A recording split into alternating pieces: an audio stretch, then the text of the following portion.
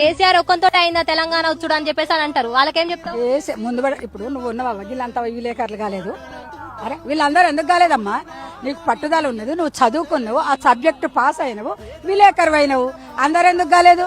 అతనికి కూడా పట్టుదల ఉన్నది. అప్పుడు కాసుల బ్రహ్మానందరెడ్డి అప్పుడు నేను చదువుకుంటాను, 1969లో నేను చదువుకున్నా. అప్పుడు వచ్చేది, అప్పుడే బొచ్చడు మంది చనిపోయినరు. కథను వానికి గవర్నర్ ఇయ్యంగానే వెళ్ళిపోయి అక్కడ పడ్డారు మద్రాసులో. అప్పుడు నడిచిందా? పైసల కాశ పడిపోయిండ్రు. అదే కేసీఆర్ గారు పట్టుదలతోని మా ఊరి కాళోజీరావు దగ్గరికి వచ్చి 2 గాలు మొక్తే, చంద్రశేఖరరావు నువ్వు కూడా పైసలు ఇస్తావా, తలొగ్గిపోతావు, అందరు మళ్ళీ చచ్చిపోతారంటే, అయ్యా నా ప్రాణమైన బోడగొట్టుకుంటా కానీ కాళోజీరావు అంటే నువ్వు విన్నవో వినలేదా బిడ్డ? కాళోజీరావు సార్ అంటే 2 గాళ్ళ మీద పడ్డాడు కేసీఆర్. మేమంతున్నాం వెంబడి, మేమన్నీ తెలంగాణ చంద్రబాబు నాయుడు దగ్గర. నేను అర్బన్ ప్రెసిడెంట్ 56 డివిజన్లకు, కోఆపరేటివ్ బ్యాంకు డైరెక్టర్ నువ్వు అమ్మ, సిడిఎస్ నంబర్ను ఇవన్నీ రాజీనామా చేసి తెలంగాణ ఉద్యమంలకు వేనం. అప్పుడు నారాయణరావు సార్ అన్నాడు కదా, నువ్వు చెయ్యవని అంటే, లేదు సార్ నా ప్రాణమైన బోడగొట్టుకుంటా కానీ నేను తెలంగాణ తెచ్చేదాకా పోరాడుతా అన్నాడు.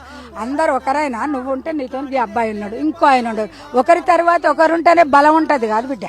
అటుగానే ఉంటుందా? ఒక్కరమే పోతాం అటుతో వంట పడి, ఇంకో అక్క వస్తుంది, ఇంకో అక్క వస్తుంది. అట్లనే యువకులు, ముసలోళ్ళు, పెద్దోళ్ళు, మేధావులు, శాస్త్రజ్ఞులు అందరు కలిసి ఆయనకు అండగా నిలిచి ఉద్యమం చేసి సావు నోట్ల తలకాయ పెట్టి నిరార దీక్ష బట్టి ఆయన ఎంబడి ఉందాం మేమంతా.